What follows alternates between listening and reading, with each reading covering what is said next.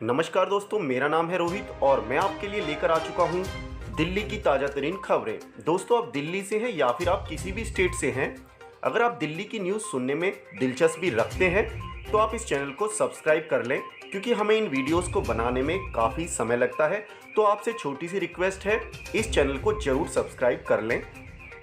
दोस्तों, दिल्ली में फर्जी कोविड-19 रिपोर्ट देने के मामले में 3 लोग गिरफ्तार। राष्ट्रीय राजधानी में एक पैथोलॉजी लैब के 3 कर्मियों को फर्जी आरटी-पीसीआर जांच रिपोर्ट देने के आरोप में गिरफ्तार किया गया है। पुलिस ने इसकी जानकारी दी है। और उधर बच्चों पर कोरोना वैक्सीन के दूसरे एवं तीसरे चरण के परीक्षण की इजाजत को दिल्ली हाई कोर्ट में चुनौती की याचिका पर दिल्ली हाई कोर्ट ने नोटिस जारी कर जवाब मांगा है। दिल्ली हाई कोर्ट ने फिलहाल बच्चों पर वैक्सीन के ट्रायल पर रोक लगाने से इनकार कर दिया है। दिल्ली हाई कोर्ट में वकील संजीव कुमार ने अर्जी दाखिल की है। याचिका में केंद्र की अधिसूची को रद्द करने की मांग की गई है। दिल्ली हाई कोर्ट में अर्जी दाखिल कर केंद्र की अधिसूची भारत बायोटेक लिमिटेड को 2 से 18 वर्ष के आयु वर्ग में वैक्सीन के दूसरे और तीसरे चरण के परीक्षण करने की इजाजत की केंद्र को अधिसूची को चुनौती दी गई। याचिका में वैक्सीन के परीक्षण के लिए उन बच्चों या उनके परिजनों के साथ किए गए अनुबंध परीक्षण के लिए तैयार सभी 525 बच्चों की सूची और उनके परिजनों की जानकारी देने की मांग भी की गई है। और उधर देश की राजधानी दिल्ली में कोरोना के नए केसों की संख्या में लगातार कमी हो रही है। इसका असर पॉजिटिविटी रेट पर भी पड़ा है, जो कम होता हुआ नजर आ रहा है। अब यह 5.78% पर जा पहुंचा है। पिछले 24 घंटों में देश की राजधानी में 3,846 नए कोरोना केस रिकॉर्ड हुए हैं।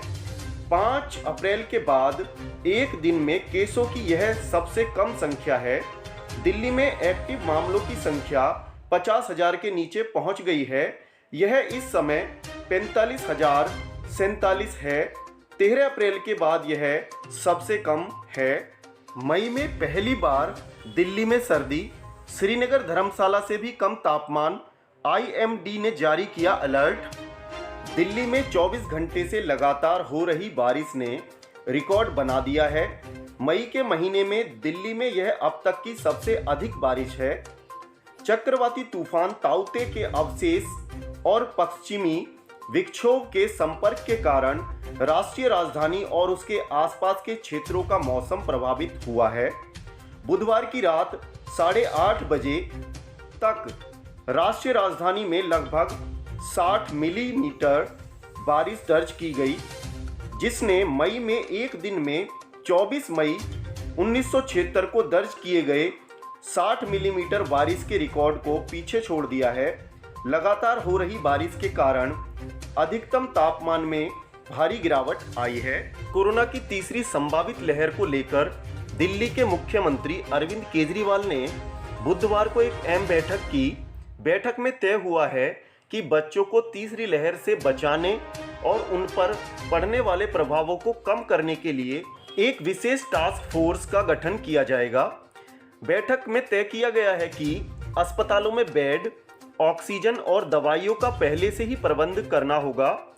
इसके लिए अधिकारियों की एक कमेटी बनाई जाएगी। इस बैठक में अधिकारियों ने अनुमान लगाया है कि तीसरी लहर के दौरान 40,000 बेड्स की जरूरत पड़ सकती है, जिसमें 10,000 ICU बेड होने चाहिए। यह भी फैसला लिया गया है कि बड़ी संख्या में ऑक्सीजन सिलेंडर खरीदे जाएंगे, ताकि अस्पतालों में ऑक्सीजन पहुंचाने में समस्या न आए। मुख्यमंत्री ने निर्देश दिया है कि बहुत से अस्पतालों में ऑक्सीजन प्लांट लगाए जा रहे हैं, जिनको समय पर पूरा करना सुनिश्चित किया जाए। साथ ही ऑक्सीजन के स्टोरेज को लेकर भी व्यवस्था सुनिश्चित हो, ताकि ऑक्सीजन की जरूरत पड़ने पर भगदड़ की स्थिति पैदा ना हो। और उधर दिल्ली सरकार के वन विभाग ने 60 बंदरों को 14 दिन के लिए क्वारंटीन किया है। इन बंदरों को दक्षिण दिल्ली के उन हिस्सों से पकड़ा गया था जहां कोरोना के ज्यादा मामले दर्ज हुए थे। वन विभाग की टीम ने इन बंदरों को तुगलकाबाद के एनिमल रेस्क्यू सेंटर से क्वारंटीन किया था। इनमें से 30 बंदरों का 14 दिन का आइसोलेशन पूरा हो चुका है, जिन्हें अब एसोला भाटी वाइल्ड लाइफ सेंचुरी में छोड़ा जाएगा, जबकि बाकी के 30 बंदर अभी भी आइसोलेशन में रखे गए हैं। अब तक पकड़े हुए किसी भी बंदर में कोरोना का कोई लक्षण नहीं पाया गया है। इन बंदरों के एंटीजन टेस्ट किए गए हैं, जिनमें वह नेगेटिव पाए गए। दरअसल दिल्ली सरकार के वन विभाग के मुताबिक पिछले दिनों हैदराबाद के चिड़ियाघर में कई शेर कोरोना संक्रमित पाए गए थे, जिसके बाद दिल्ली सरकार के वन विभाग ने एहतियातन बंदरों को ऐसी जगहों से पकड़कर क्वारंटीन किया जहां पर संक्रमण ज्यादा फैल रहा था, ताकि अन्य जानवरों में संक्रमण न फैल सके। और उधर साइक्लोन ताउते कमजोर पड़ चुका है, लेकिन इसका असर उत्तर भारत में भी देखा जा रहा है। दिल्ली एनसीआर में मंगलवार से ही मौसम ठंडा चल रहा है और बुधवार सुबह से लगातार बारिश हो रही है। दिल्ली में बुधवार की सुबह से हो रही लगातार बारिश ने 70 साल पहले के रिकॉर्ड को दोहराया है। बारिश ने मई महीने का 1976 का रिकॉर्ड तोड़ दिया है। लगातार हो रही बारिश की वजह से कई जगहों पर पानी जमा हो गया है। लगातार हो रही बारिश के चलते दिल्ली का तापमान गिरकर 23.8 डिग्री पर पहुंच गया है। सामान्य से करीब 16 डिग्री तापमान गिरा है और 1951 के बाद पहली बार मई में सबसे कम तापमान दर्ज किया गया है। दिल्ली में आज भी दिन भर बारिश के आसार हैं। दिल्ली के रीजनल वेदर फोरकास्ट सेंटर ने बताया है कि आज दिल्ली और आसपास के कई इलाकों में देर सुबह हल्की बारिश हो सकती है।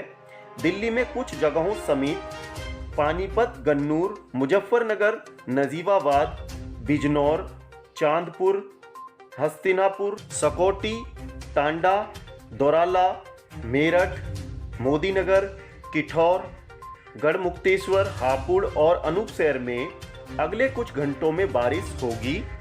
और उधर सिंगापुर कोविड वेरिएंट पर पैदा हुए टकरार के बीच दिल्ली के उप मुख्यमंत्री मनीष सिसोदिया ने भारतीय जनता पार्टी पर निशाना साधा है। उन्होंने कहा है कि भाजपा को देश के बच्चों की नहीं बल्कि सिंगापुर की चिंता है। बुधवार को एक डिटेल प्रेस कॉन्फ्रेंस करते हुए मनीष सिसोदिया ने कहा कि आज भाजपा ने बहुत घटिया राजनीति शुरू की है। मंगलवार को मुख्यमंत्री अरविंद केजरीवाल ने दो बात की, एक तो सिंगापुर स्ट्रेन के बारे में और दूसरा बच्चों के बारे में। आज भाजपा की जो प्रतिक्रिया सामने आई है उससे साफ हो गया है कि सीएम केजरीवाल को बच्चों की चिंता है और भाजपा को सिंगापुर की। बच्चों की वैक्सीन नहीं लगाएंगे लेकिन सिंगापुर की चिंता करोगे। और उधर कोरोना ने एक और होनहार युवा महिला प्रोफेसर को हमेशा के लिए खामोश कर दिया। संक्रमित होने के बाद भी ट्विटर पर लोगों से मदद की गुहार लगाने वाली दिल्ली निवासी और जामिया मिल्ला इस्लामिया की असिस्टेंट प्रोफेसर नाबिला सादिक की सोमवार रात को फरीदाबाद के अस्पताल में इलाज के दौरान मौत हो गई। प्रोफेसर नाबिला की मां नुजहत की 10 दिन पहले कोरोना के चलते डेथ हो गई थी, जबकि पिता अभी संक्रमण से ठीक हुए हैं। और उधर राजधानी दिल्ली में ब्लैक फंगस इन्फेक्शन म्यूकरमाइकोसिस के मरीजों की संख्या में अब निरंतर इजाफा हो रहा है। क्या सरकारी और क्या निजी अस्पताल, हर जगह ब्लैक फंगस के मरीज भर्ती हो रहे हैं। एम्स से लेकर मैक्स तक और सर गंगाराम से लेकर अपोलो तक, इन सभी अस्पतालों में ब्लैक फंगस के नए मरीजों को रोजाना पहुंचाया जा रहा है। न्यूज एजेंसी ANI ने सूत्रों के हवाले से दावा किया है कि अब तक दिल्ली एम्स में 75 से 80 मरीज, मैक्स अस्पताल में 50 और इंद्रप्रस्थ अपोलो अस्पताल में ब्लैक फंगस के 10 मरीज आ चुके हैं। सर गंगाराम के सूत्रों ने बताया है कि यहां ब्लैक फंगस के 40 मरीज भर्ती हो चुके हैं, जबकि 16 मरीज बेड न होने के कारण वेटिंग में हैं।